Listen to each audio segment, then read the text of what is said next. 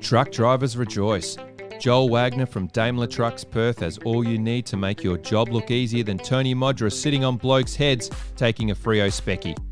Joel is in charge of the Fuso truck range and is ready to make your dreams come true on the road.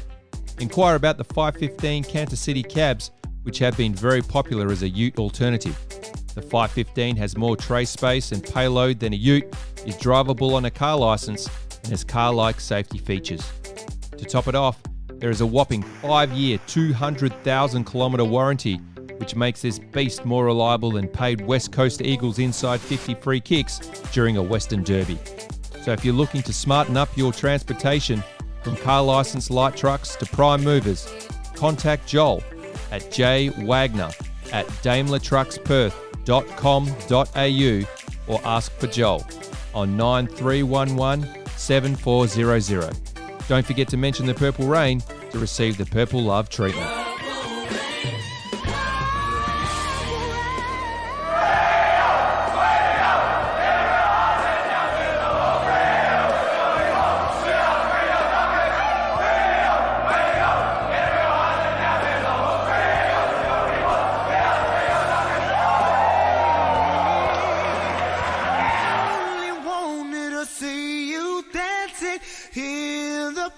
Hello and welcome to episode 8, season 5 of the Purple Rain with Duck and Oz. Really big entry there, mate. Yeah. Probably should have started and then crescendoed. Yeah. That's how the Dockers played on the weekend, mate. Start slow and then crescendo up. Shout out to Freaky Dwyer, the master of the crescendo at the Uni Footy Club, mate. Used to love a crescendo of a speech, a three-quarter time in particular.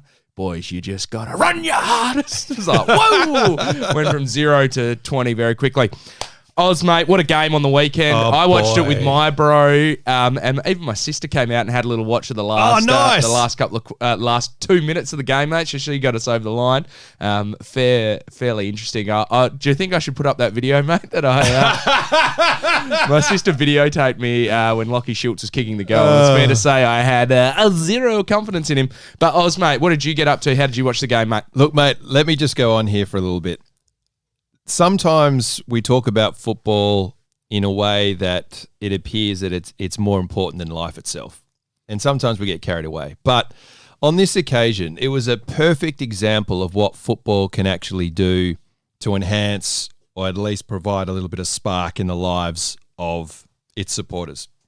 Now, shout out Jace, how you going? So my bro came around to watch the game with us, and fair to say that his family's been doing it pretty tough, he and his partner, and shout out hopes and prayers and all that sort of stuff. Hopefully the diagnosis is great after treatment and stuff. But so he's had a pretty shit run at it, and basically we sat there after the first quarter. So he knew the first quarter result, and he came and he goes, mate, I'm looking forward to this meat roll that you've got going on. And that's pretty much about it. Following that, we started to see the comeback. And he said to me at halftime, he goes, just imagine if we win this game, mate. Just imagine.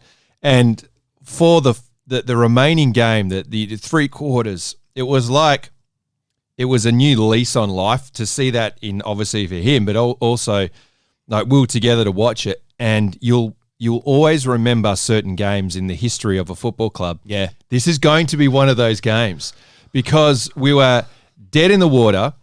We came back from the dead, and yeah, certainly part of that is St Kilda put the cue in the rack, and I understand that. But it takes 2 teams to tango, and certainly, we came back and clawed our way back. Then, of course, we did our Docker stuff, which I'll let you talk about in the not-too-distant future.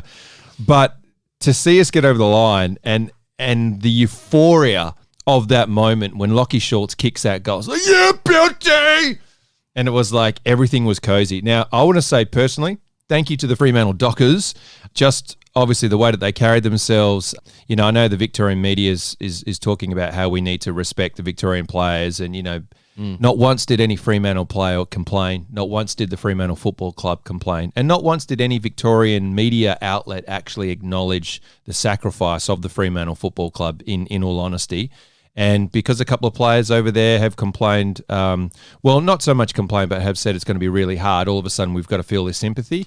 Mate, there's been a club out there that's been, 5 weeks or whatever it is, that they've been in the hub and in isolation, away from families and stuff, and have just taken it on the chin, been copping margets week in and week out, change of fixture, doesn't matter, mate.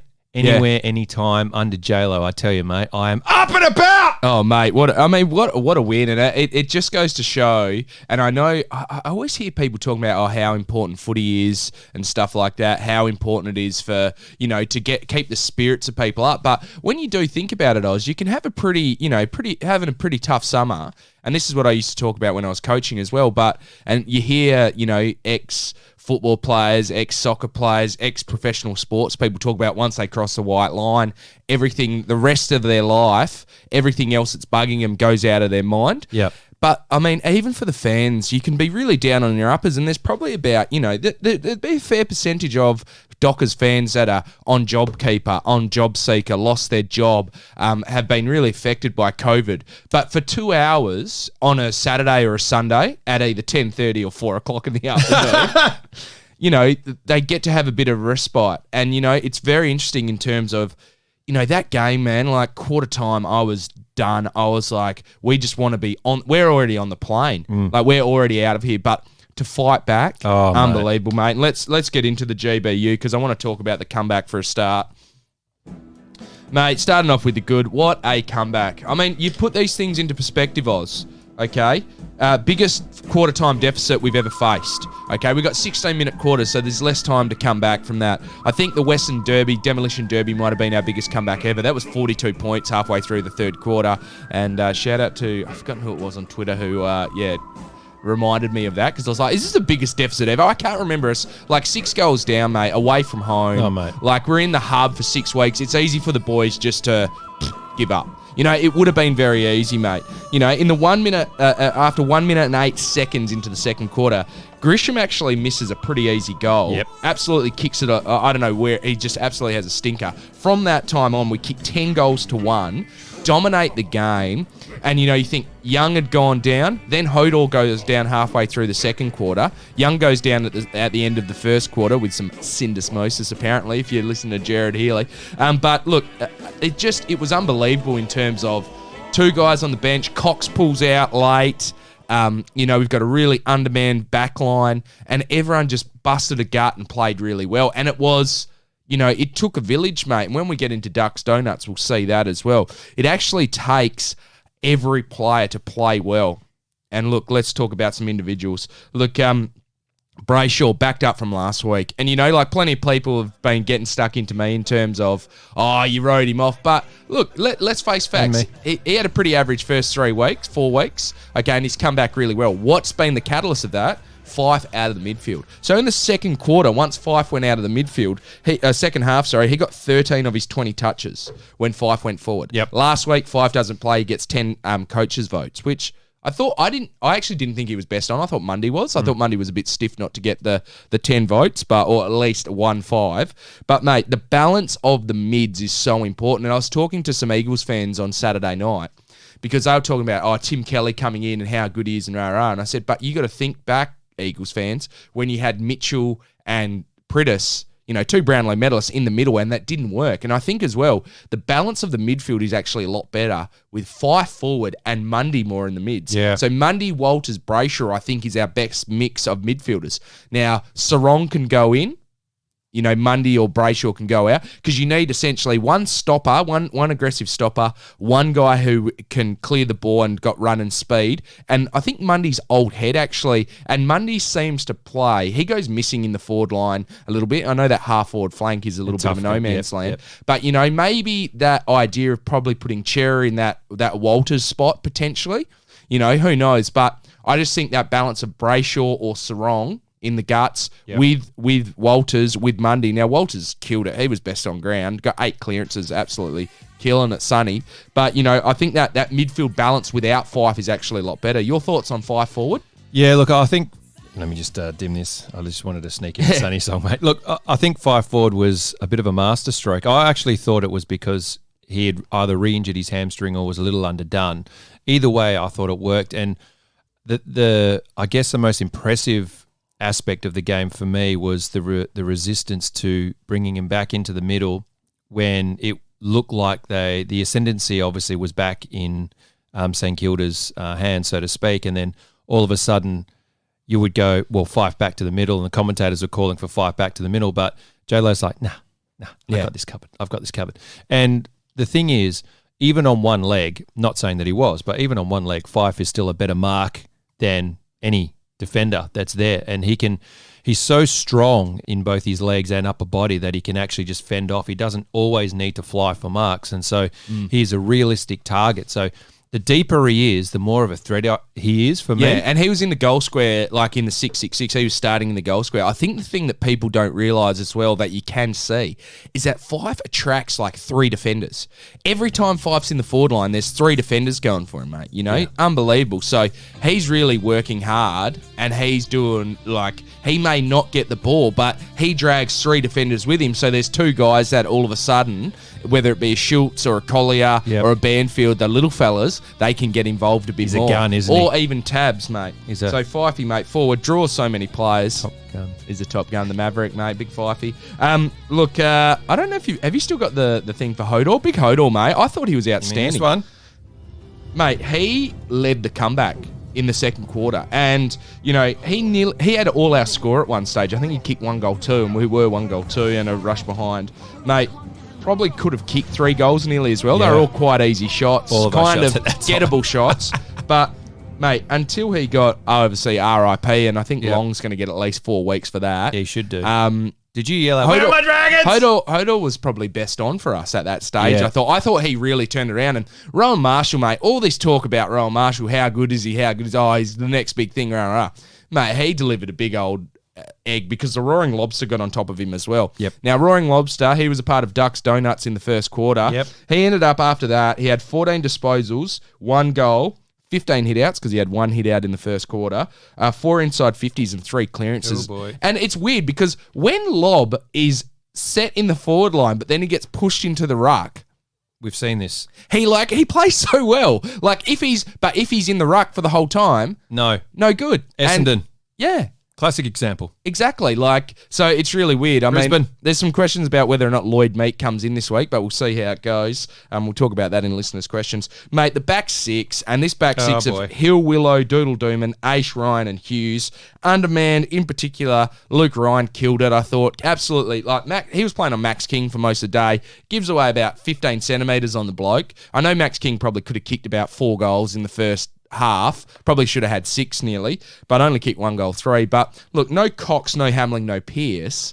I mean, absolutely awesome, those 6 guys standing up. And just you could see because, and J-Lo at Collingwood was a master of the small defence because they had to do that as well. So he's been here and done that before.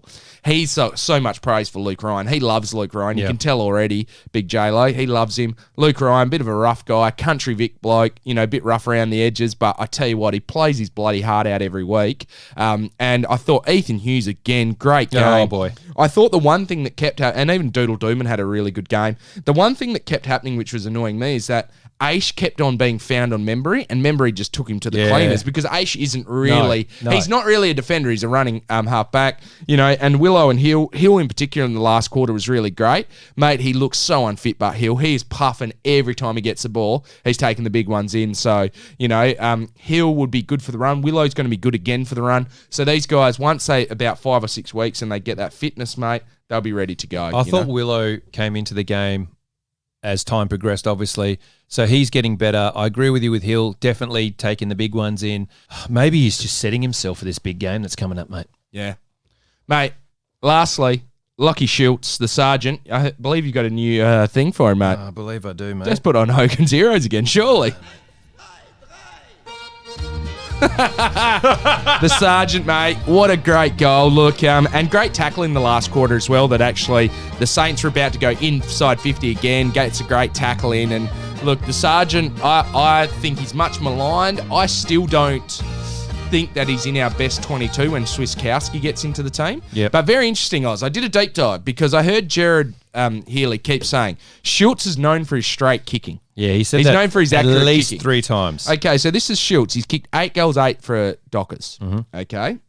He kicked 24 goals, 19 in 2018. He kicked 31 goals, 16 in 2017, and 3 goals, 2 in 2016. 18, 17, and 16, obviously, in the VFL. So overall in his career of playing men's football with men, as in grown-ups, he's kicked 66 goals, 45. So his accuracy is about 60%, which isn't too bad, but I'd say for the Dockers, it's only 50%. Yep. And he actually missed an absolute stinker in the third quarter, and we did have a few of those not go our way, Oz. Any blokes that you want to mention in particular? Yeah, look, 6 minutes to go in the third quarter. Cometh the hour, cometh the man. Cometh the hour, cometh the man. Yeah, that's the one. A little guy by the name of Caleb Sarong Oh, yeah. just decides to take a hanger. Double pump jump, as they called it. I'm like, what the hell's that? Yeah, what is that? Yeah. Yeah, whatever, mate. And then just calmly slotted it. Goes back, slots it. And then from there, I thought the mindset of Freo, once they got ahead, I just thought that, the momentum, I just thought we had it. We were playing great football. It was smart. Few melts that you'll get to in a second. But, from that point forward, I was really happy with what Sarong did. I want to reiterate the importance of Ethan Hughes and what he does and how he attacks each contest like it's his last contest on earth. Not just as the third man up, he was great. He was great in the defence. And people go like, why? Some people on the chat will, why is he always falling over, mate? Well, if you see how hard he goes at the bloody contest. Yeah, like, Vegemite kid, mate. I tell you. Always got the rosy cheeks. Always busting the gut. Yeah. Mate, just into some bad. Let's start off with Ducks Donuts, a now famous segment. Look, in the first quarter, you can see why we did so poorly. Sarong, Collier, Bewley, and Lobb all did not touch the ball in the first quarter. No disposals. Second and third quarter, however, we turn it on. No one except for the injured players don't touch the ball. And then in the last quarter, Doctor Who does not touch the ball, which is a little bit of an interesting one because obviously Darcy Tucker had a pretty solid game, but, the Doctor just goes missing. He jumps in the TARDIS, mate. He's got the invisibility. Does Doctor Who have an invisibility cloak or something? I don't know. Does he? Yeah? Mm-hmm. Wouldn't surprise me, mate. But, look, a bit disappointing by the Doctor when the time was there to stand up. He kind of just went a little bit quiet. But, look, that's little things of his game that he can definitely improve as he gets into that. He's nearly played 80 games for the club, mate. He's played a fair few. Look, first quarter, shocking. We were soft as wet toilet paper, mate. They ran straight through us, they absolutely killed us. In the last quarter, they kicked 3 goals in 7 minutes and 10 seconds of real time, and we absolutely panicked, and that was a little bit, just you could see that they had all the momentum all of a sudden. The game was I was like, we're going to give them a sniff still. We were all over them and we still gave them a sniff. Third quarter probably could have kicked a lot quicker. Mate, free kicks in the centre square, and J-Lo actually spoke about this, but that's what I was like, can we give away more free kicks from centre square bounces? We just kept on giving sloppy over the shoulder in the back, and it was very lazy and sloppy free kicks. Yeah. It's kind of free kicks I would give away. Mate, obviously the injuries to Young of syndesmosis and Hodol getting concussed, big ones there. Hodol has 8 days to recover. Yep. They said he was walking around. He looked like he didn't know what was going on the bench. But, mate, there's only one guy I'd like to single out, and I don't really like this, but, look, Banner's really not quite up to AFL standards in my opinion, mate. 11 disposals, 5 of those clangers. In his 11 disposals. Now, in the last minute, guys, and if you watch the last 2 minutes of the game, he actually passes the ball to Schultz. Good little kick. There's probably a few more guys maybe in better position, and they could have nearly hand-passed it and ran it all the way into the goal. I think it was like a 3-on-1 in the forward 50, but that's all right. Don't need to criticise him for that. What I will, however, is in the last minute, he gets the ball on the half-forward flank. He has a guy 20 metres away from him, towards the pocket on the boundary, and he's got Taberner and Fife deep. Yep. Okay? What he decides to do is chip the ball 20 metres to 2 St Kilda players by themselves. Yeah, I saw that. No one's leading there. No one's doing anything there. It's an absolute melt, mate. And if that costs us the game, and see, it's just, he's not quite, unless he's tagger, and he won't get a game in the mids because he's not a tagger. And he missed a couple of easy goals. He kicked that real beauty. Good on him. Fantastic kicking that beauty. Big raps on that. But he misses a sitter. He makes that crucial mistake. He has 5 real bad clangers, and it's not, we can't afford to have guys like that that potentially could cost us the game. And it nearly did. It was very lucky that the umpire, for some reason, just called play on. Yeah. Like, I didn't understand it. And Darcy Tucker, I think, got the tackle, or someone got the tackle on him. But, mate, he was just, that just absolutely kills me. And it's just stuff that we don't need. You know, you don't really need it in your forward line. You don't need those kind of real simple mistakes. And, you know, it is a bit critical to single someone out. But, you know, there we go. Again, as well, I thought that Chera was a bit fumbly and wasn't as clean.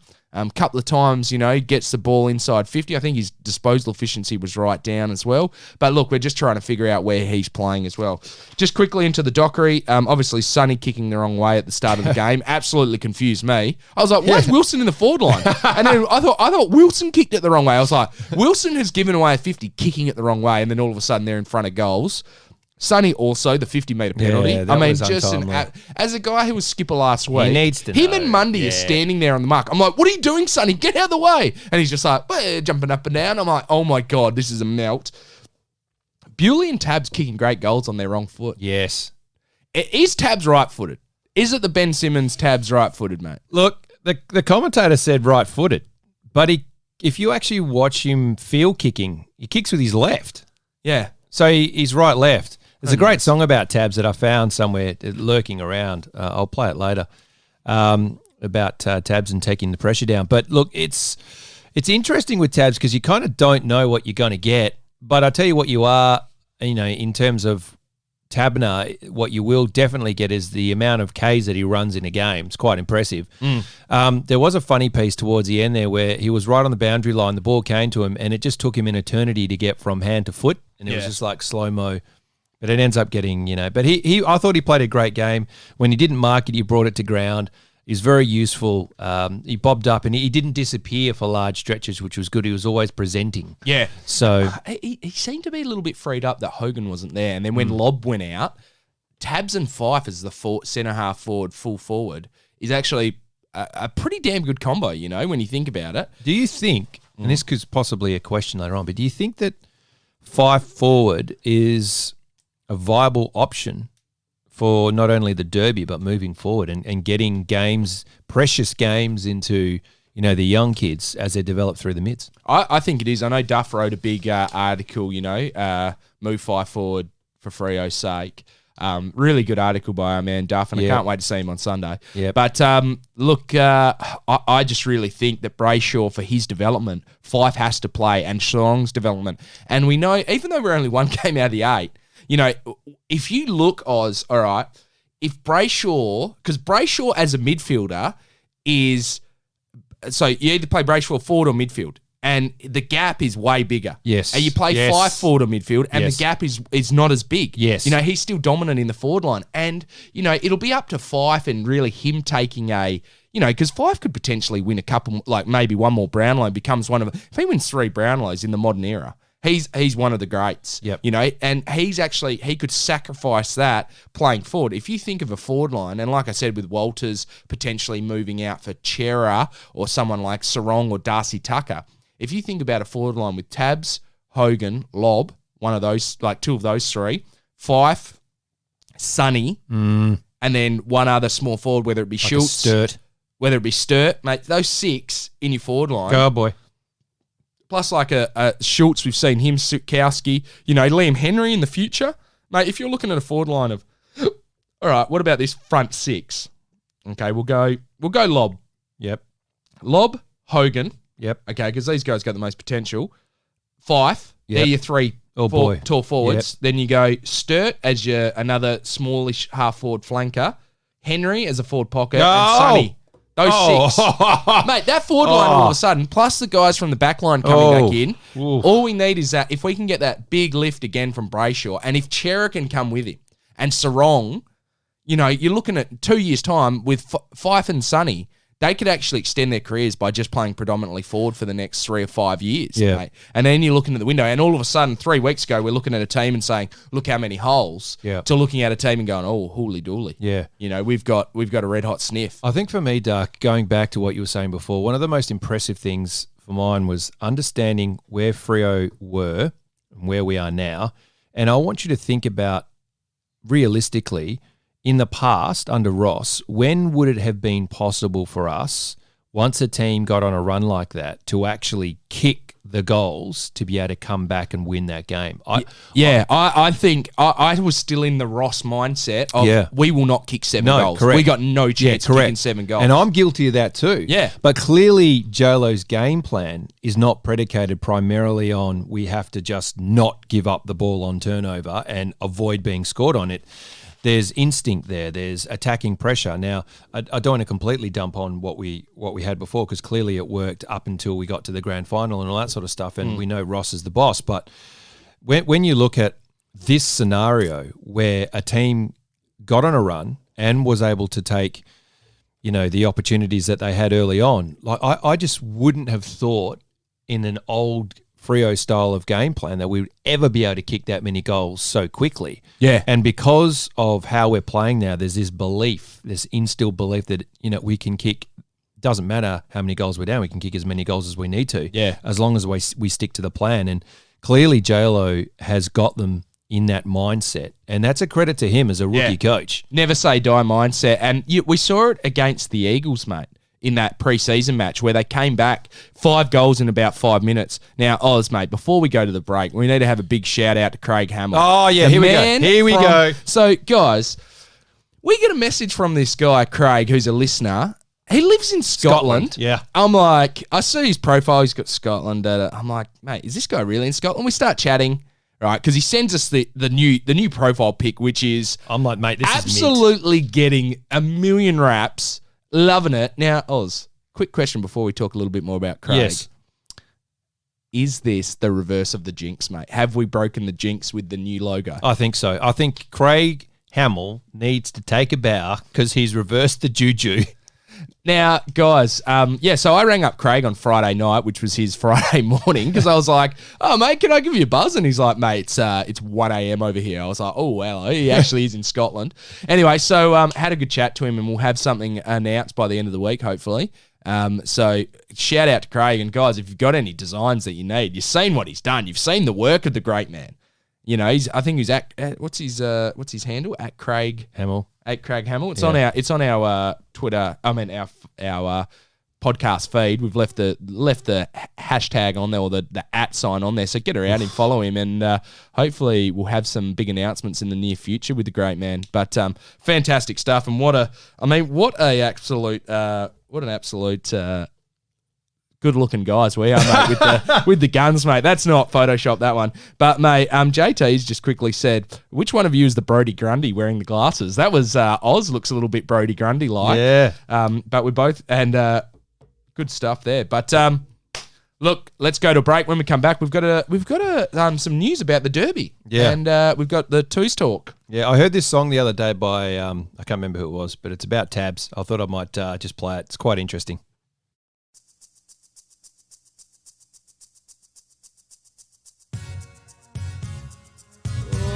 Sabina takes the mark. And the line, and the line, and the line. He kicks left and right. He takes them wild to wheel around. He's gonna sell for every mark. He doesn't care who he takes out.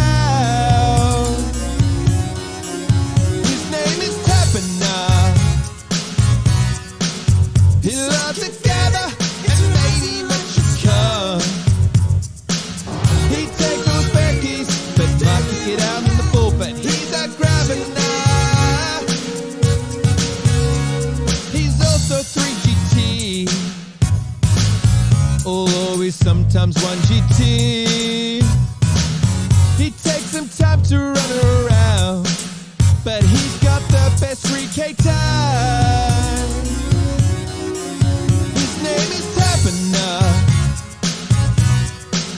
He loves together and maybe met you come.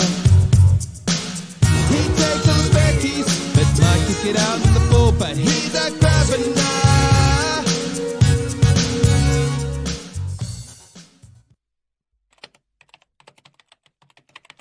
Come on.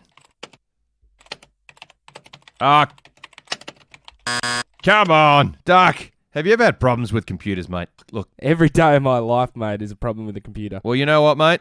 I've got a solution for you, buddy. Just Make It Work will take care of all your IT problems and help you use technology to reach more people, make more money and waste less time. You can relax knowing you're in the hands of real Dockers supporters. Get on to jmiw.it,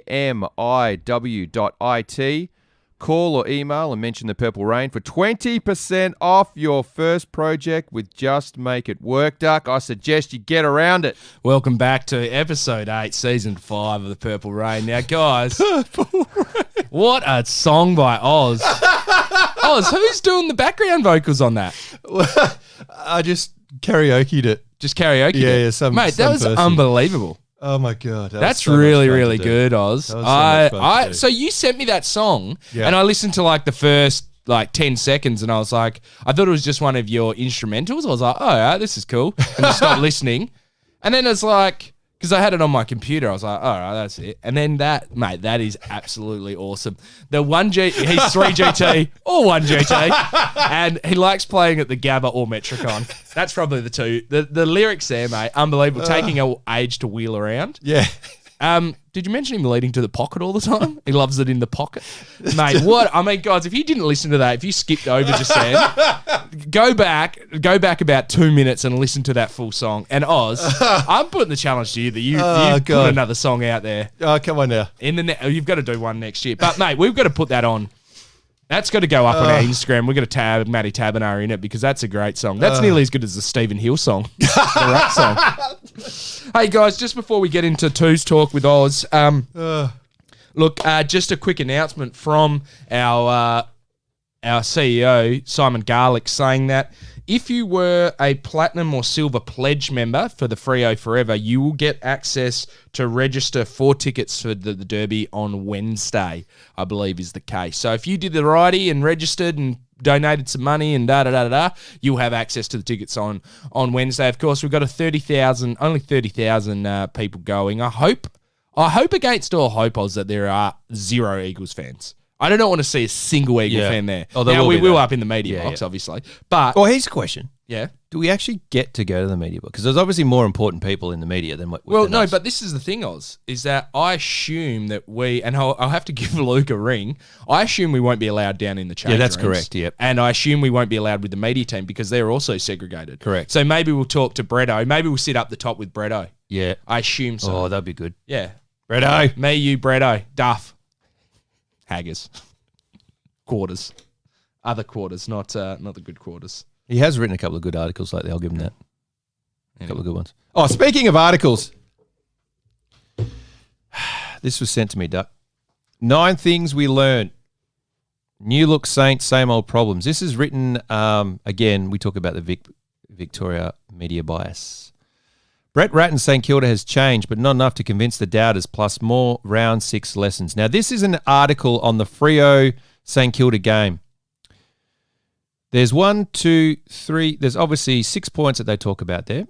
Can you, just out of curiosity, mate, can you guess how many times the word Fremantle Football Club, Dockers, or Western Australia comes up? Maybe one? That's played Fremantle? St Kilda played Fremantle on the weekend. The end. That is incorrect, mate. In this whole article, they have not mentioned the Fremantle Football Club once. Jesus.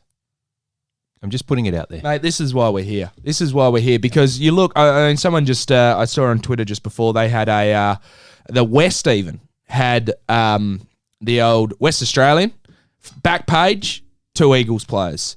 Yep. Next page over, quarters. Brendan Eagles, Quartermain talking about Eagles. Next page in, add Eagles person. Win tickets to the Derby. Yep. Eagles person. And not even Eagles Derby. There was like one photo of Sonny in the game. Yeah. And it's up to our man Duff, mate. It's up to our man Duff. Yeah, to really. we Duff know. Duff literally can only write articles about the Dockers because no one else will. Yes, correct. And we are very blessed and very fortunate to have Duff on our side, pretty much, mate. Yes. You know, like as a Fremantle player, Fremantle fan who is in the media, and he's one of the. I would say, Oz. I'm even going to say he's probably the best and most astute in the game. He understands the game, but he's also a really good reporter. He's very articulate. And I know he's on the game, the thing, and the Duff and Quarters pod, you got to listen to it. We guys. know we love the Duff. Yeah. Can I just put this out there? Yeah.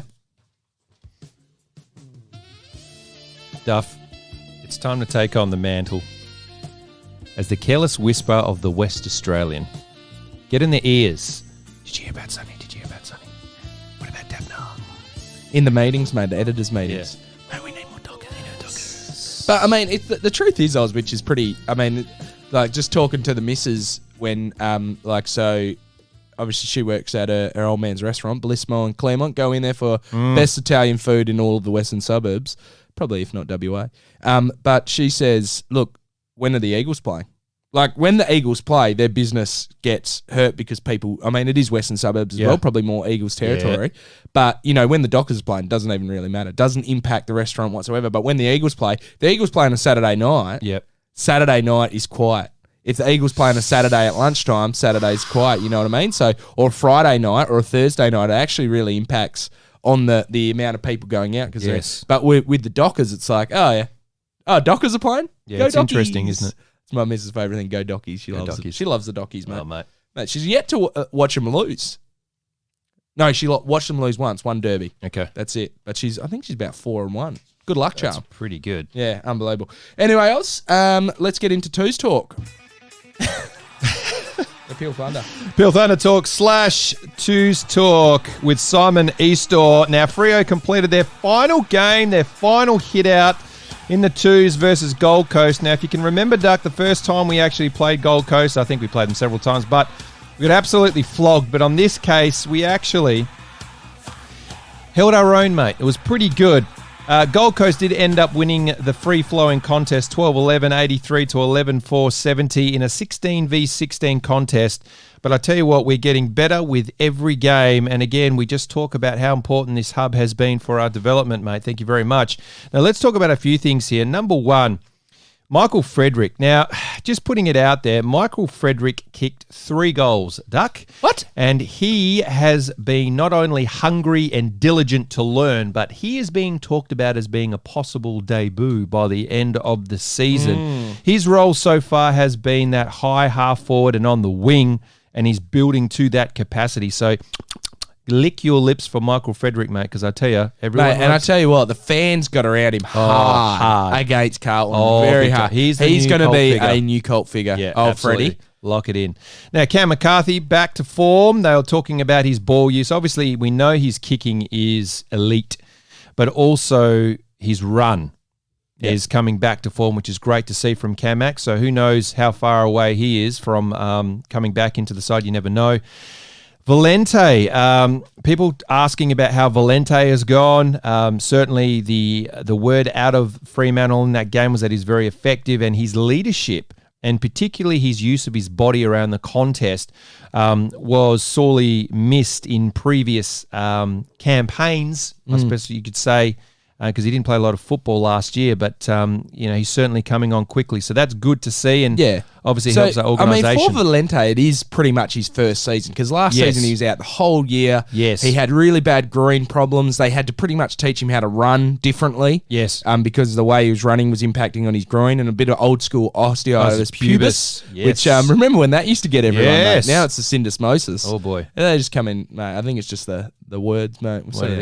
Now, Lloyd Meek, Duck. I'm glad you asked about Lloyd Meek, because there's a few people who have asked about whether or not Lloyd Meek comes in for Darcy, who, again, died. Yeah. R.I.P. Yeah. All good ruck dogs go to heaven, mate. I tell you, mate. And he has strung together now 3 performances that warrant selection in the eyes of many. So he is taking more contested grabs. He's making his way around the contest. And for the most part, he's actually rucked solely around the ground without any chop out or anything like that. So he's been able to do that, which would help his game no end. So I'm really looking forward to seeing Lloyd Meek down the big boy, track. mate. The photos, he is a big man. Yeah, big man. Now, let's get excited. Liam Henry. If you didn't see Liam Henry's goal, just do yourself a favour. I believe it's on YouTube. I think Bretto and the team put it up there. just his hands, and he is very, very exciting. You can't miss him with the hairdo, mate, but he is very, the blonde very salad, exciting. mate. Yeah. Some of the hairdos. Did you see Jason Carter, what he did? Did the old man haircut? Very good gags. I wonder how J-Lo took that one. But, I mean, it's good banter. You need someone like that who's a bit of banter as well, a bit of bants around the club. He's that sort Keep of the boys' character. spirits up. Liam Henry is that sort of character, by the way. Very jovial. Yeah. One of the boys, but, certainly he's got some leadership about him as well. His conditioning is getting better, Duck. I don't know if he does play this year. Yeah. He is coming back from a serious injury, but I tell you what, when he does put a little bit of meat on, hopefully not too much, because we don't want to, lose sight of who he is. In terms of what his strengths are, but he is going to be a gem. That's it. Oh, mate, get around it. Oh, mate. All right, Oz, let's get into listeners' questions because we've got plenty of them and we're hopefully going to be able to rattle through them because one of us will ask the questions, the other one will answer. No discussion. Just get it done. I'll start off, mate. Lockie Darby has said, loved how the boys had a bit of mongrel about them. Really threw their weight around, particularly Luke Ryan, a.k.a. the Burglar. Oof. Burglar. And Sarong. Do you think the mindset helped them to get on top in the contest, as JL mentioned in the presser? So the mongrel mindset, Oz. Yes. I think it's always been there. I mean, there's no doubt that Ross instilled that hardness at the contest and wouldn't accept any mediocrity in that regard. I think the boys around the contest never gave up. Some of the attacks on the football were ferocious. In fact, if you go to any time really from halfway through the second quarter onwards, like we were just dominant at the contest, mate. Yeah. Us or them. All right. This one's for you. This is from Gustavo Juelo and Lewis Marshall. How does our injured/undersized small back six line compare with the tall West Coast forwards of JK, Darling and Allen? Yeah, and plus Waterman as well will probably play. So they've got 4 really nearly key forwards. So you think... I understand. I think Ryan will potentially match up on Darling. Does Cox come in for Young as a bit of balance? Doodle Dooman played all right. Hughes can play as that third tour. But if you look at someone like a Darling, now let me just get to him. Darling is he's a big boy. He's a big boy. Hails from Sacred Heart. No, well, he's actually not that big, mate. This is the thing. He is 191 centimetres, and I think Ryan is 189. So it's only a centimetre or two difference in the two. Let me have a look. What's Where's his Ryan? weight? What's he carrying? What's he carrying? I think he's carrying about 90 kegs. But I think like the big one will be how do we match up on JK? Yeah. Because King took us to the cleaners a bit, but he was inaccurate. So JK, if he's accurate, mate, it's. I think the interesting thing as well, and they admitted to it. I think it was Michael Pryor, maybe, who admitted to it. Like they knew they were undersized, and so they were rolling off and making it a two-man contest, so to speak. So 2 defenders, rolling back and then getting the ball to ground. And if they were beaten, on the ground, they could accept goals that were kicked in that sort of structure, as opposed to being, hit up target, so to speak. And I don't think, if you look at St Kilda, I mean, the way Jared Healy was going on about how Max King's going to kick 10 goals or whatever, and I must admit earlier I'm thinking, he would have been a pretty handy pick, but the defensive structure was very good, mate. Well, that's it, mate. Sorry, I just went against what we're talking about. Yeah, okay. Connor Doyle, g'day, fellas. 12 players on the weekend were going at 80% efficiency. Whipping boy Hughes clocked 100%. I know it's early, but because our skills haven't been terrible, I'll ask, can this suffocation of our opposition sides through short ball kicks into the coriander hurt the Eagles? I think Darcy Tucker's passage from last week speaks volume of the damage that can be done. Yeah, look, very quickly, yes, I do apologise for answering that one. I just realised we're not supposed to do that. But yes, because the tactics that we've employed in the past 4 or 5 derbies haven't worked, and that is just bomb it long to McGovern and Barras, who feed off that, and then they rebound slingshot goals. So the shorter hit up is going to assist in that regard. You need to take out the playmakers for West Coast. I think when you make the game dirty, down and dirty in the trenches, I think it's proven that West Coast don't like it that way.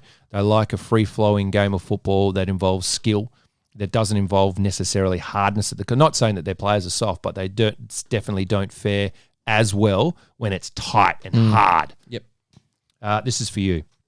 Craig Best, are you aware that there's a purple wine that has ripped off your name? See picture. And do you need the number of a good IP lawyer?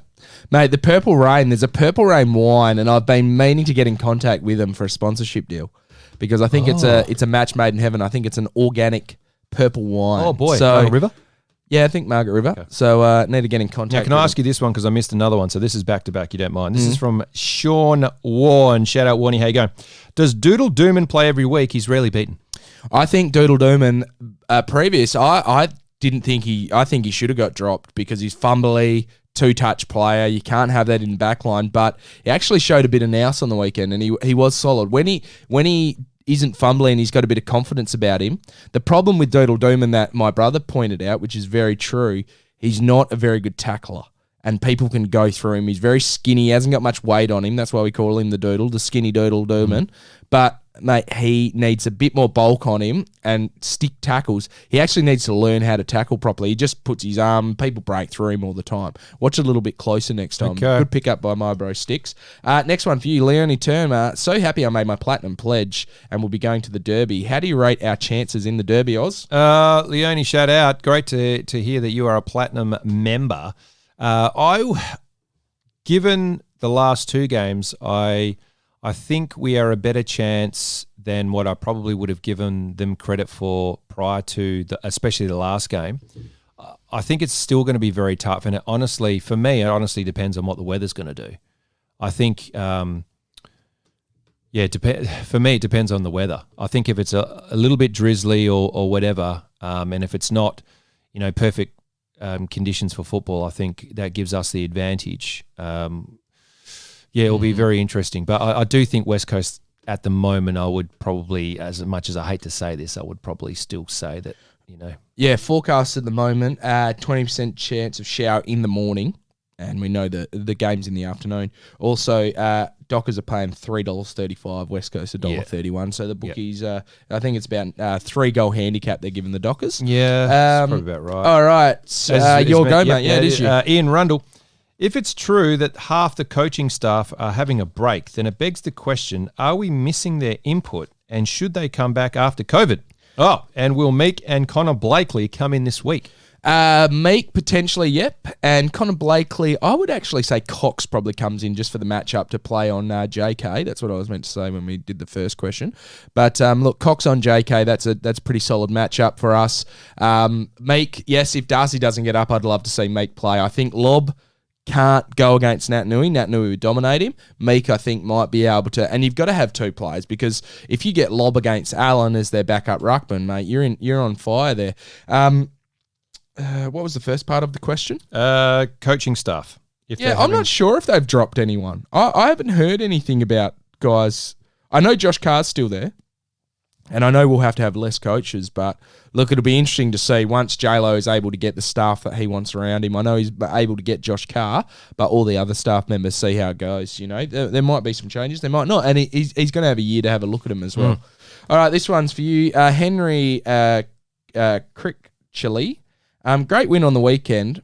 We should we draft in more defensive cover around our list? Is it worth getting a mature age defender for cover or maybe compete for Hamling's position? We are approaching the halfway point of the season. Who's in danger for 2021 of having a spot on the list? So start off with that Hamling question, mate. Should we get cover for Hamling?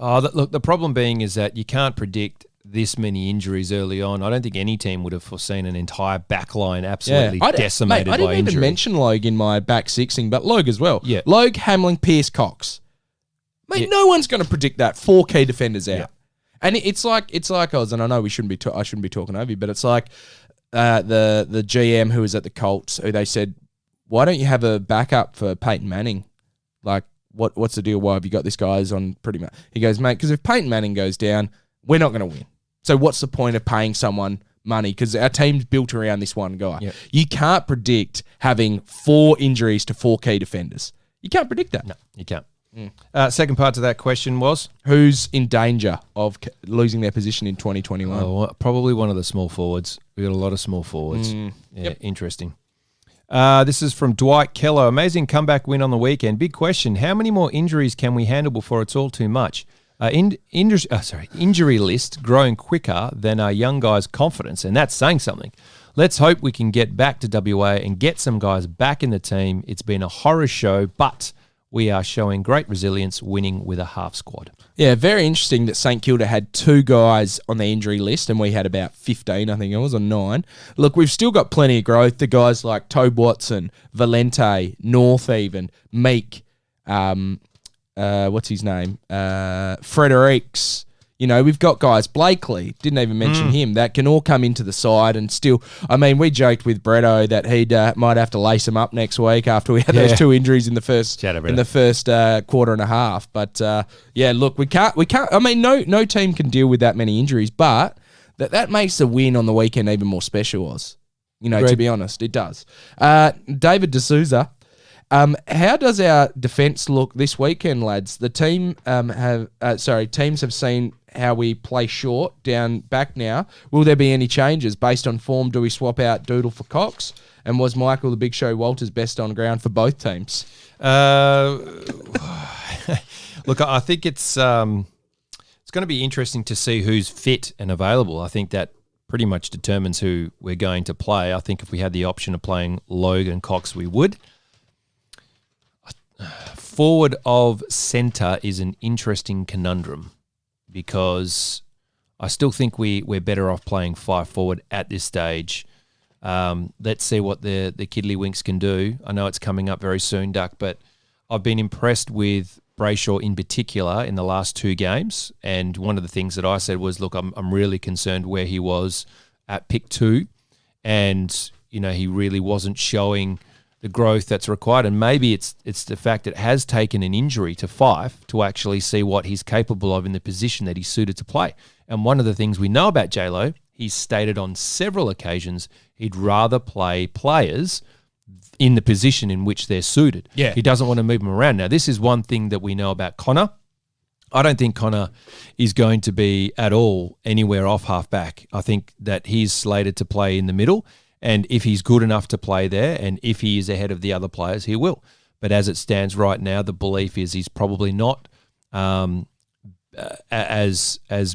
good as the players in terms of what he can bring at the moment. And that's not to say that's not going to change, but at the moment, who we've got in the middle is who we've got in the middle. Yeah, that's it. All right, this one's to you, mate. This was from Koba Seamus Largo. Were you happy with the siren when the siren actually went? And how do we rate Akers' debut? Was he responsible for keeping B Hill out of the game?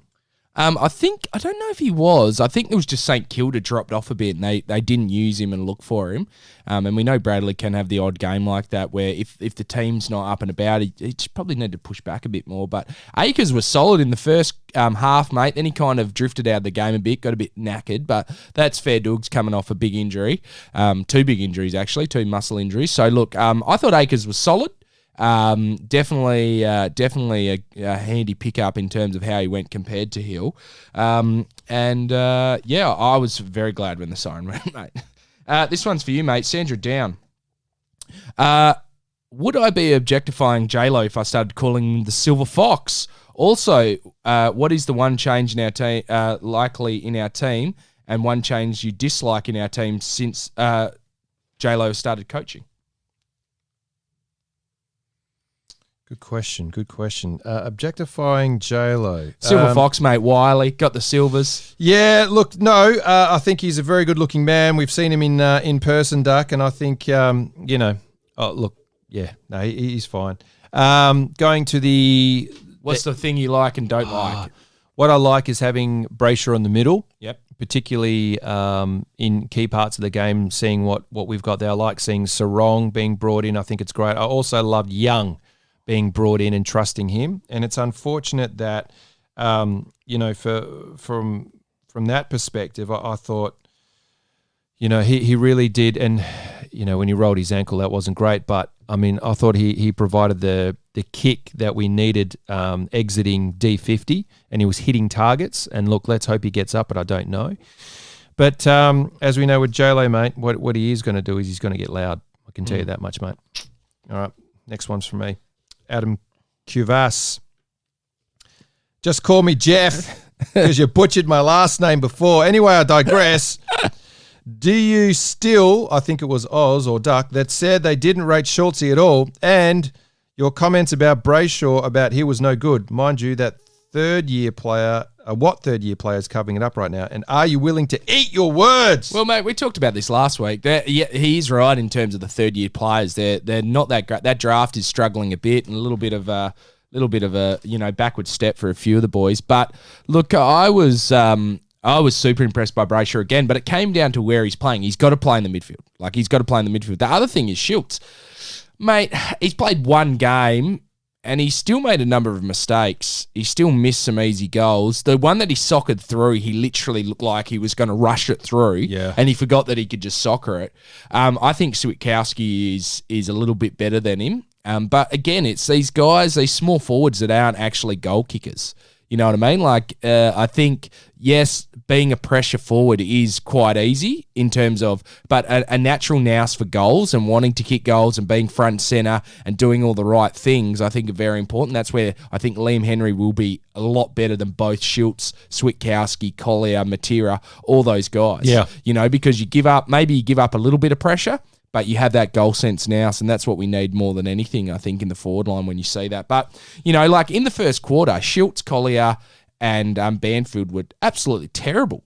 The ball was coming out of that back 50, that D50, just continuously, just bouncing straight back. That's where they got on top. D50 centre clearances, they just absolutely horned us. And it was that lift of those guys that actually got us over the line as well, which is good. But Brayshaw, mate, he's good, and I'm happy, but why is it not our job, in a sense, on this podcast to put the acid on some of these players? Brayshaw and Cher in the first month of the first 4 games, I think it was 4 games, were pretty terrible. And you look at their stats and you look at how they played, and they were terrible. And even in the first quarter, what was the thing? Cher and Brayshaw were doing nothing. They really weren't doing much. Schultz, Collier, those guys weren't doing much. So, it's those guys that need to lift. They're the guys that will get us up. It can't be Fife and Walters every week. Because it's got to be those guys. Because they're at their peak. The growth is coming from the middle. Yeah, I love it. All right, Oz, we might do this as the last one, then we'll go to a break. Yeah, go. Robert Palladino. Hi, guys. Fantastic comeback and courageous win. So proud of the club. Where would you rate this win in our history? Top 5 or higher? Also, would you like to see a red card system like in soccer? Oh, red card system's interesting, right? Because it's one thing that they, suggested for the Grandy, so you just can't, take good players out of the game, all that sort of stuff. You get a double points for the grand final, but you get double the suspension. Yeah. Look, one thing I like about the AFL is that it's unique to other codes of sport. So in that respect, no, because I'd like to think that players would adhere to the rules and governance of whatever the AFL rules, constitution, blah, blah, blah. So no. First part of that question again.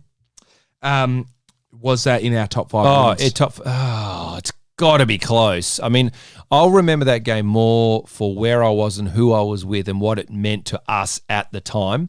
But in terms of the actual game itself, it was diabolical in the first quarter. So erase that, and the comeback win is great. But, it's hard to – top 5, you go into our memorable runs. It's close, but I don't know. Yeah, I would say you put it in perspective. 4 key defenders out. Key forward out.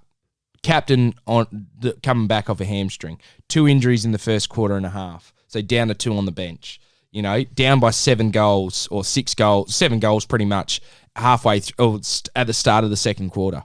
Unbelievable. It's just unbelievable. And I talked about it on Twitter, but people forget about the Demolition Derby and how much of a comeback that was. Yeah. It's more marred by the fighting and, Clive. Yeah. But I would say, Oz, it's got to be right up there, and it's a real catalyst and maybe a turning point. I hope so. All right, Oz, let's go to a break. When we come back, more listeners' questions.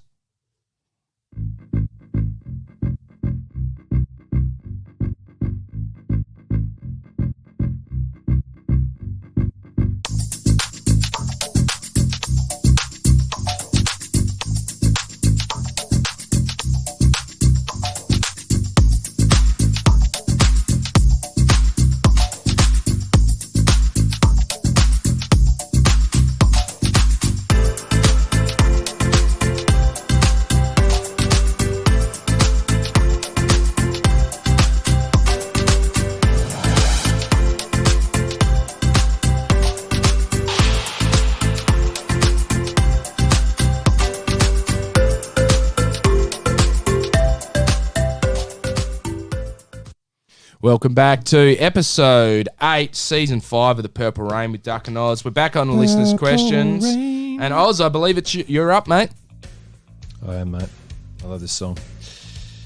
Ken Booth is 5 fit and plays full forward in the Derby. Should we be smacking our lips at the showdown between him and Jeremy McGovern? I think Yo goes to him in the back line, to be honest. I think they love the Yo Fife matchup. So I would play Fife forward.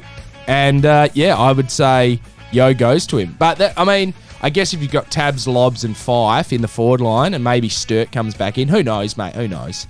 All right, Oz, this one's for you. Are the Saints the Dockers of Victoria? Only a true Dockery team could give up a lead like that on the weekend to a walking wounded team. Also, Zach Jones is a flog. That's all. Yeah, agree with the second part of that question. The first part of that question, I believe, could be the case. Early on, Freo, there was this... The idea that we weren't as professional because we were a young club and we made a lot of key mistakes in, whether it be recruiting and whatnot. So I think St Kilda, even going into the 90s, were renowned for making some interesting decisions, even with coaches, mate. So there's some parallels that exist there. I would have to say yes. Even in the grand final, what we would call Dockery moments, like Riewoldt open goal, touched off the boot, a bounce that an open Stevie Milne bounces like 90 degrees Shane Warne leg break style. And Yep. All right. Next question to you. Reece Furt Byfield. Oh, yeah. Good to see the boys show some real fight. It seemed like every player did at least one great thing during the game. Also nice to see a few shepherds. I didn't think we did those anymore. Yeah, it's good to see people run and block. I love that. And the boys did play well. But they've got to play for each other. It's a little block, little hand in the way. All you got to do is get in the way nowadays and you give a guy a meter and he can exploit it, hopefully. So really good. Mate, next one from Brady Sonnenberg. Who's the next to debut at the club? Oz? Fredericks, Meek, Watson, Valente. Who's the next to debut? Out of necessity, possibly Meek.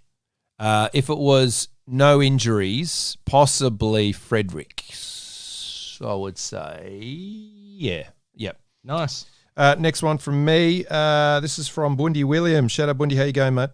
2-part question. 1, being 36 points down, 2 players injured, new game plan, new coach, and living in the hub, was that a watershed game? 2, do you think the hub has been beneficial for us, i.e. living in each other's pockets? What better way to get to know your teammates? Is this the turning point?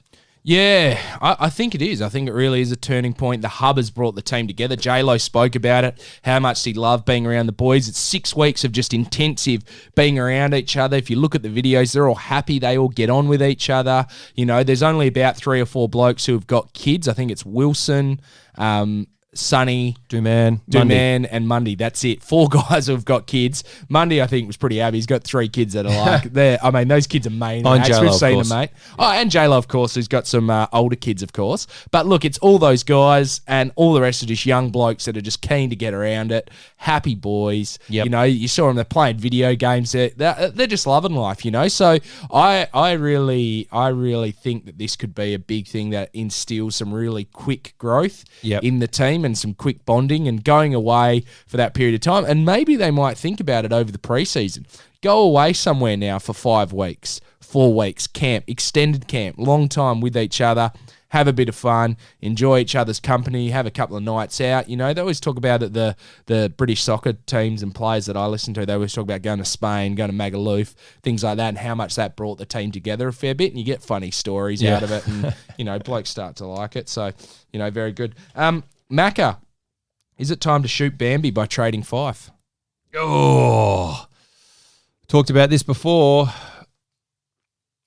This growth is coming on quick. If we can play Fife forward and we can get growth through the midfielders, he's going to give us a lot in the forward line just because, when we need to, we can inject him into the midfield for spurts, but no one's going to outmark Fife in that forward line, mate. He's just so good.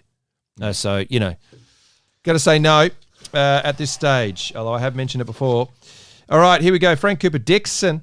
Who would you prefer roaming our forward 50, a prime Nat Fyfe or a prime Matthew Pavlich? I think Pav is just the bigger body, better forward, and he knew how to lead for the Dockers. He knew that back in and hold your ground and try and take a lead. But, yeah, look, I don't know. Fyfe in his prime, which is probably last year, mate, his marking ability and to high point the ball and to take a contested mark is unbelievable. Do you know who he reminds me of? Who's that? Tony Modra. Yeah, he does a bit, So actually. he's more in the Tony Modra forward because he'll just mark anything like ridiculous. Yeah. Is this one? Who would you rather, Pav or Fyfe? Pav. So, yeah, okay. This is from Anthony Magaretic. Where does Sonny's wrong way clearance rank in when it comes to Dockery moments in time? Do you reckon he legitimately took the ball and then just lost his bearings and he just saw it playing kick? Man, Or do you reckon it was just like, It threw everyone. yeah. I was like, which way are we going? Look, it was interesting, but I never doubt the great man. Yeah. Because did you see that kick where he hit up Akers right at the end, that goal from Schultz? It starts with Michael Walters getting the ball in the middle, kicking pinpoint accuracy. Oh, mate. But Dockery moments, mate. Is it in our top 5? It's nearly up there, isn't it? It's nearly up there. Carey marking it. Yeah. Pigeon getting in the way. Siren Gate. Yeah. Shane Parker always running for balls that just cross the line. Yeah. Josh Carr getting told, the opponent telling him whether Yeah, they want to take the that's kick again. They asked his opponent. Waterhouse kick point. Yeah. Yeah. Interesting. Yeah, there's plenty of them. All right. To me or you? It's you, mate. That's me. Piero Caluzzi. Is Hodor as much a chance to play next week as Meek is? Also, how did Meek go in the Magoos? Well, we've answered that one. Any more? If not, I've not been the biggest fan of Schultz, Matera, and Collier, but boy, didn't the two who played do really well. Is Matera contracted next season? And is his spot in jeopardy with the likes of Henry coming through? Don't know about Matera's contract. Potentially, yes. I don't think he got an extension. But yeah, Matera's spot's really in jeopardy. Collier, I thought he was all right.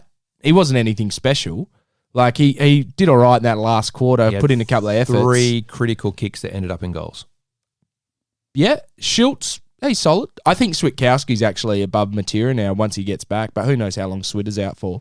But Matera, I think the key is only play 2 of them. Banners has got to go out for Sturt or someone, just anyone, mate. I can't see you playing Banfield next week. I just can't. I just don't. But it's definitely a spot where we can improve, and hopefully Liam Henry is that improvement. Yeah. Next one for you. Oh, also Meek will play if Darcy doesn't, I reckon. Yep. Taylor, any danger of us getting some kind of respect by the commentators? They couldn't have been less excited about the comeback. Yeah, correct. And that's unfortunately, I think they rock, paper, scissors at the beginning of the season, who's getting Freo games, and they're all disappointed when they find that out. They don't, and they make these statements about they know these players really well, but they clearly don't. I mean, the Jared Healy comments about, Schultz being a dead-eye dick and all that sort of stuff, and he's used to kicking these ones and all that sort of stuff. Really? I can't remember him doing that. Yeah. I think they're not commentating in the state, right? They're not in Queensland. They're in Victoria still. Yep. Why wouldn't you just get a WA? I know there are like Adam Papalier at least. Like get the Paps, man, because he's a WA boy. So he knows what's going on. But I mean, dead set, just kills you. Anyway. Zach Baker. Would Ross have left Fyfe at full forward in the last quarter? If we don't bring Meek in and play Lob in the ruck, do we have enough height up forward to compete with the Eagles marking backs? Yeah, interesting question. I think that, I think you can't have Lob just one out as the ruckman and then Tabs chopping off because it just kills our structure. Would like to see Fyfe forward. And if we can hit the leading target rather than bombing it in, that might be the key. So, a little bit of an interesting one there. But we definitely do not want to bomb it into the Eagles' defence because Barras and McGovern feast, and Hearn and Shepherd, they feast on those bombed in entries. I know they don't gamble on themselves, but if they were, you'd think that'd be, in previous years, they'd be betting on, mate, Brownlow votes, here we go. Yeah, that's it. Shannon H, which umpire will be assigned for the Perth Hub? Can we ensure that Dean Margette's name is on the no entry list at the border? Yeah, guaranteed Margette's. The Eagles need him, particularly for their inside 50 free kick counts down, so they'll need that. It's obviously going to impact on us. It'll be interesting to see the other two umpires that come in, but yeah, it'll definitely be Margette's and yeah. Nice. No. David Waddell. Quick kick out of the middle. Do we sometimes try to do too much at the centre bounce? Wasn't as evident this week, but against Adelaide, it was a huge frustration to watch. Get it? Kick it forward to a one-on-one. Is this an oversimplification of the game? Yeah, we saw Fifey in the second quarter in particular absolutely set up a hospital hand pass for Sarong, who went for the ball, lost it in the contest, and they went the other way. And I think that's when Max King kicked the goal. Yeah. So if you're running towards the goal with the 6-6-6, get it in. If you can get it, gain territory, then set up your defence, that's how you win games. You know, because the game just gets played in your front half pretty much, or you kick a goal. You know, so yeah, the mucking around of the extra hand pass, just get it in long. And I think Fife is hand passing it way too much. He's trying to get his teammates into the game, but it's just an over hand pass. You look at against Port Adelaide, he hand passes it straight to Schultz when he's running towards goals. It's like, if you're running towards goals, I don't want to see a forward hand pass. I know if you're around and there's a contest, forward hand pass is good, but if not, get it on the goddamn boot. Get it in. Even if you torp it. Like, just get it in there. Chaos ball, we can feed off chaos. You know, we can definitely do that. Everyone gets around it. Away we go. Oz, last one from me, from Matt Brennan Jones. Freo currently first in the league for contested marks, disposal efficiency. Second in the league for rebound 50s, intercept marks, and marks per game. And the top 5 for goal accuracy, marks inside 50s, and goal assists. The problem is we are 13th for turnovers. How scary it is when we get on top of our turnovers. Do these new stats signify the new style of J-Lo? Yeah, absolutely. We talked about the shorter kicks, the hit-ups. I think that's certainly a part of the strategy moving forward, and I think it works for us. I think it actually suits the players that we have, which is good. The turnovers, there's a little bit of youth in there, but there's also a bit of experience, and it takes a while to adjust to a game plan. I think the past 2 weeks we've seen a better adjustment and probably more confidence in the game plan and sticking to it. Yeah.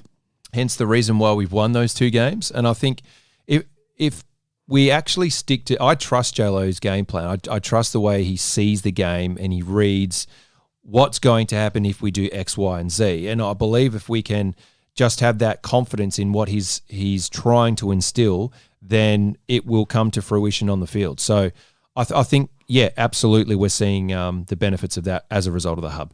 Last question for you, mate. I might answer this one too, because this is an absolute... This, by the way, it's been a while, Jack. So have a look at yourself, mate, because these are supposed to be every week. All right, Jack Carrington-Jones. Arvo, lads. Did it frustrate you that all the commentators spent the first the first third of the game talking about Max King? Answer that one first. I didn't mind it. I think Max King's an outstanding player, and if he kicked straight, they would have won, and he would have dominated the game. But yeah, he was playing on quite a small defense, but yep. I think Healy needed some tissues. That's all I'm going to say to that one. Also, 22 versus 22, Duck versus Oz. 1, who wins the game? 2, is most likely to sell out if a big podcast calls, e.g. Duff and Quarters. All right, 22 versus 22, Oz. All right, let's go. Firstly, right now, your wrist is buggered and my ankle is absolutely cooked. So I can hardly even kick a footy and I can't run. Yeah. I'm probably about maybe 10 to 15 kilos overweight, and you're looking pretty good. But I've got 10 years. You've got 10 years on me, mate. So be very interesting. You never really played much footy? No, I played through primary, didn't really play in high school because I was taking my soccer and basketball a little bit more seriously. Yeah, and I played footy until I was about 21, and I was pretty average. But I peaked when I was 14. I had to think about this game. I reckon your hands would be far better than mine. You'd be a far better kick than mine. You'd be a better understanding of the game and structurally better than me. The only thing that I'd be able to do is run, probably, and be a little bit more athletic. Yeah. And I'm not very courageous, mate. I'm a bit of a practicing coward when it comes to footy. Yeah, nah, but there wouldn't be many tackles in the game. Let's just leave it at that. It would be the first draw, put it that way. 0-0, maybe. Oh, maybe we get up. I don't know. But in terms of selling out, Oz, I think I would sell out quicker than you. I would be out. If someone came and knocking and they're like, look, you have to do it Monday and Thursday, I'd be like, Oz, I've got some good news and I got some bad news, baby. Mate. The good news is I got a big contract. The bad news is boys. It's over. Nah, look, I don't think we'd ever part, mate. I think this is a team combo. It's quite funny. I was talking to some boys on the weekend. Shout out to Grovesy. Went to the Cass. A couple of boys won big money. Cheers, not me. I might as well just give them the money. But look, I said to them, I was like, I'm so lucky that I found Oz because you're like the yin and the yang, mate, of us, like positive, negative, but also the fact that you are an outstanding sound engineer. Mate, that tab song, mental. Whereas me, I've got the, I come in with the info and big time. We set Big things time. up and we do a job together. So I think if there's any big wigs out there listening, it's got to be a partnership deal. There's no duck without Oz, mate. That's the way it goes. Although, if someone did offer me money, I'd be like, Oz, what's up, bro? Oh, sorry, I lost your phone number. Just block, delete. Mate, I wouldn't do it without you. Full stop. Yeah, would not. And then that's because, look, I love doing what I do, but I just to go with what you're saying, I love what you bring. I do love what you bring. You bring the gags, but you've got this mind of football that I think is underrated. And I think people out there have a crack sometimes. Like some of the conversations we have, I wish that people had access to, because how you think about the game of football is freaking outstanding. Oh, thanks, yeah, mate. Yeah. Mate, we're a dream team. Let's just face it. we All are. right, guys, on that note, thank you very much for listening. What a great win. Remember, on Thursday, Purple Patch will be up. So make sure you listen to that. We got the Derby this week, so make sure you're cheering on Sunday afternoon. And also, we should have an announcement coming soon. I remember as well, guys, Footy Card Friday. The YouTube video went up. Footy Card Friday, every Friday on YouTube, I'll post another thing with each of the cards going through the years. It's bloody funny. It's good banter looking through the Dockers players we had. And remember, subscribe, rate, and review, and follow us at Instagram, Twitter, and Facebook at PurpleRain95. Thanks for listening, guys. Love yous all.